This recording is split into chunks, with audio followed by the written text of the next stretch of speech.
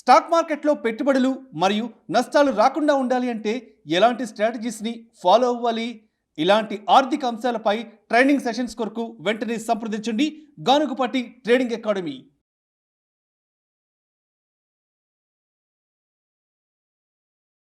నమస్తే, నేను GVsatyanarayana. మార్చి annual results అయిపోయిన తర్వాత ఏ కంపెనీలు పర్ఫార్మెన్స్ చూపించినాయి, అవి ఎలా అయినాయి, మల్టీ బ్యాగర్లు ఎలా గ్రోత్ వచ్చింది అనే దాని మీద మళ్ళీ ఇంకో company Mangaluru refinery and petrochemical limited, దీన్నే MRPL అంటారు.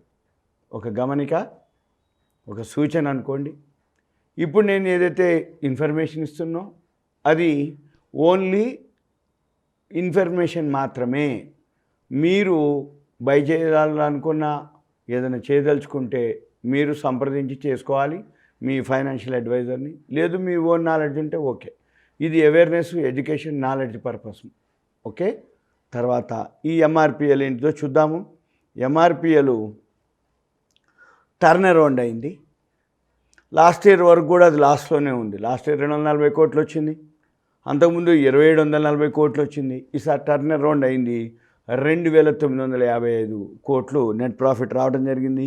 ఇది ఈ లాస్ట్ క్వార్టర్లోనే, అంటే ఇది లాస్ట్ 2 ఇయర్స్ యాన్యువల్ రిజల్ట్స్ మైనస్లోకి వెళ్ళేటప్పటికి ఈ లాస్ట్ క్వార్టర్ ఏదైతే మంచి లాభాలు వచ్చిందో ఓన్లీ 3 మంత్స్లోనే 3 నెలల్లో 2 లక్షలు అయిందనమాట.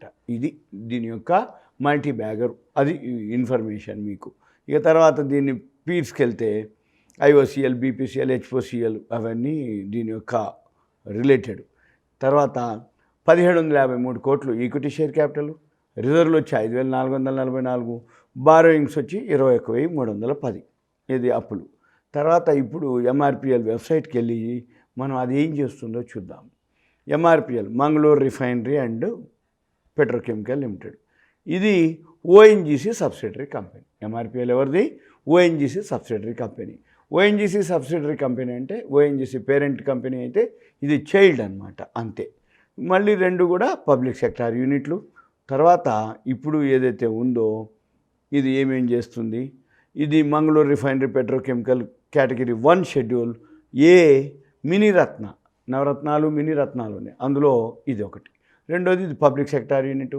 ఇది ministry of petroleum and natural gas ఉంటుంది. ఇది ఎక్కడుంది అంటే ఇది హిల్లీ టెరైన్, అంటే నార్త్ ఆఫ్ మంగళూరు, అంటే మంగళూరులో ఊర్లో ఉంది కాబట్టి దీన్ని మంగళూరు రిఫైనరీ అండ్ పెట్రోకెమికల్ అనడం జరిగింది. ఇది దక్షిణ కన్నడ డిస్టిక్, కర్ణాటక స్టేటు.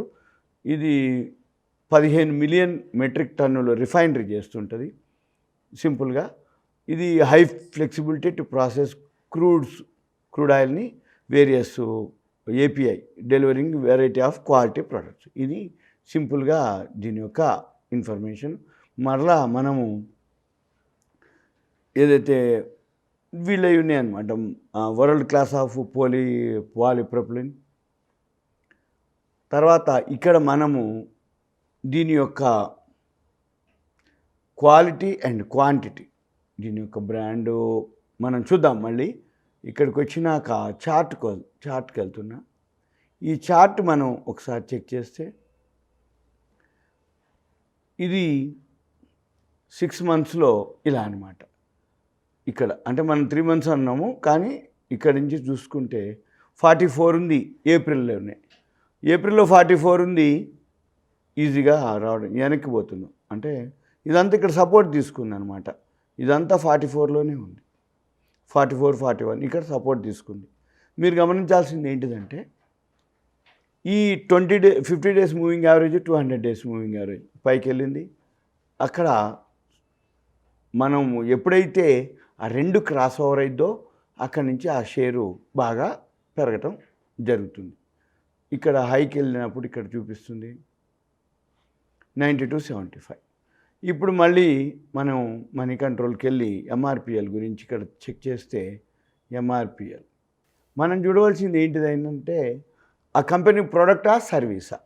ప్రోడక్టు ఏం ప్రోడక్ట్ చేస్తుంది, సర్వీసు ఏం సర్వీస్ చేస్తుంది. ఇక్కడ చూడండి, ఇప్పుడు 95.80 ఇయర్లీ హై, 37.05 ఇయర్లీలో, ఇలా అప్పర్ సర్క్యూట్ పోయింది 8165 5%. మార్కెట్ క్యాపిటలైజేషన్ వచ్చి 14,309 కోట్లు. ఇక పిఈ రేషియో వచ్చి చాలా తక్కువలో ఉంది 4.84. సెక్టార్ పిఈ 27.15 5 ఇంకా 5 టైమ్స్ ఉంది. రూపాయి వస్తువు 20 పైసలకే దొరుకుతుంది. బుక్ వాల్యూ 41 రూపాయి 13 పైసలు. Price by book value 1.99. అంటే బుక్ వాల్యూ 41 ఉంటే ప్రైస్ ఎంత ఉంది ఇక్కడ 82 ఉంది. అంటే నియర్లీ 2 టైమ్స్ అనమాట. ఫేస్ వాల్యూ 10 రూపాయలు. బీటా వచ్చి 0.95. అంటే ఇది కనుక మీరు చార్ట్ని కనుక ఫాలో అయ్యి ఫండమెంటల్గా ఓకే చార్ట్ని ఫాలో అయ్యి మనం కనుక ఎంటర్ అయితే మీకు మంచి పైసలు వస్తాయి. ఇక తర్వాత ఇది ప్రాఫిట్ అండ్ లాస్కి వస్తే మనం ఇంతకుముందు అనుకున్నాం అంటే టర్న్ అరౌండ్ అయ్యిండు. ఇప్పుడు మేలో ఉన్నాం. ఇక జూన్ అయిపోతే జూలైలో మళ్ళీ ఫస్ట్ క్వార్టర్ రిజల్ట్స్ వస్తాయి. అప్పటికి మీరు ఫాలో అవ్వచ్చు సింపుల్గా. ఇక ప్రమోటర్స్ వచ్చి 88.58 ఉంది. ప్రమోటర్స్ కోటా ఎంత ఉంది? ఇక్కడికి వెళ్ళి మనం ఇక్కడ చెక్ చేస్తే షేర్ హోల్డింగ్ అని ఒక వర్డ్ ఉంటుంది. షేర్ హోల్డింగ్ క్లిక్ చేస్తే 88.58 అంటే ఎవరైతే ప్రమోటర్ అంటే ఎక్కువ శాతం జనరల్గా ఈ పబ్లిక్ సెక్టార్ యూనిట్లో గవర్నమెంట్ స్టేక్ ఎక్కువ ఉన్నప్పుడు ఎఫ్ఐఐలు స్టేకు చాలా తక్కువ ఉంటుంది 0.77. డిఏఏలు డొమెస్టిక్ ఇన్స్టిట్యూషన్లు ఉంటుంది కొంచెం. ఇక ఉన్నదల్లా మిగిలింది పబ్లిక్ కూడా చాలా తక్కువ ఉంది 8.58. ఇప్పుడు మనము ప్రమోటర్స్ ఎవరు అని చూస్తే ఓఎన్జీసీ 71.63, హెచ్పిసిఎల్ 16.96. అంటే ONGC public sector unit, HPCL public sector unit, MRPL వాళ్ళ చైల్డ్ కంపెనీ. అంటే ఎవరయ్యా దీని పేరెంట్ కంపెనీలు? ఓఎన్జీసీ, హెచ్పిసిఎల్ అంతా కూడా ఒకటే ప్రోడక్ట్. మంగళూరులో ఉన్నది కాబట్టి దీన్ని ఎంఆర్పిఎల్ అనటం జరిగింది, మంగళూరు రిఫైనరీ. అయిన తర్వాత ఇప్పుడు మీకు ఏదైతే ఇన్ఫర్మేషన్ ఇస్తున్నామో ఈ ఇన్ఫర్మేషను 2 విధాలు చూడాలి మీరు. ఫండమెంటల్గా చూస్తున్నాం, టెక్నికల్స్గా చూస్తున్నాం. ఎంటర్ ఎగ్జిట్ అనేది ఎక్కడ చార్ట్ చెప్తుంది. ఎంటర్ అనేది చార్ట్ చెప్తుంది, ఎగ్జిట్ చార్ట్ చెప్తుంది. ఫండమెంటల్గా ఏం చెప్తుంది? కంపెనీ వాల్యూ ఉంది అని చెప్తుంది. కంపెనీ వాల్యూ ఉందని మీరు కనుక గుర్తుపడితే ఒకసారి నోట్ చేసుకొని ఇక మాటికి అది చూడక్కర్లేదు. ఫండమెంటల్ టెక్నికల్స్ ఫాలో అవ్వాలి. టెక్నికల్స్ ఏం ఫాలో అవ్వాలి? Enter exit. మార్కెట్ బాగా పడింది, 50 DMA 200 DMA దిగింది, మళ్ళీ సపోర్ట్ తీసుకుంది వి షేప్లో, అక్కడ మీరు ఎంటర్ అవ్వాలి. ఇది సింపుల్గా ప్రతి స్క్రిప్ట్కి ఇది అప్లికబుల్. ఎందుకు? ఫండమెంటల్గా ఓకే, ఫండమెంటల్గా బాగానే ఉంది, కానీ టెక్నికల్గా మార్కెట్ కండిషన్ బాగలేదు, ఫాల్. మళ్ళీ మార్కెట్ బౌన్స్ బ్యాక్ అవ్వటం, మార్కెట్ రికవరీ అవ్వటం, లేదు ఈ స్క్రిప్ట్లో మూమెంట్ రావటం, వి షేప్లో తిరుగుతుంది గ్రాఫ్ టెక్నికల్. అక్కడ ఎంటర్ చెప్తుంది, మీరు అక్కడ ఎంటర్ అవ్వాల్సి ఉంటుంది. ప్రాఫిట్ మీరు చూసుకొని ఎక్కడో ఒక దగ్గర మీ ఇష్టం, ఎగ్జిట్ అనేది మీ ఇష్టం. ఓ 10% వచ్చింది, 5% వచ్చింది, 20% వచ్చింది, ఎగ్జిట్ మీ ఇష్టం. ఇది సింపుల్గా మీకు విశ్లేషణ. ఇది ఎంఆర్పిఎల్ గురించి విశ్లేషణ. మీరు ఇది మాత్రం మీకు ఏంటిది? ఇది only education purpose, knowledge purpose, company యొక్క ఇన్ఫర్మేషన్ మాత్రమే, అంతే తప్ప వేరే విధంగా మీ ప్రాఫిట్ లాస్ మీరే రెస్పాన్సిబిలిటీ. మీరు ఏదైనా బై చేయదలుచుకుంటే మీరు ఓన్గా డెసిషన్ అని తీసుకోవచ్చు, లేదు మీ ఎవరైతే అడ్వైజర్, ఫైనాన్షియల్ అడ్వైజర్ని తీసుకోండి. ఎందుకంటే మార్కెట్ నష్టాలకు లోబడి ఉంటుంది.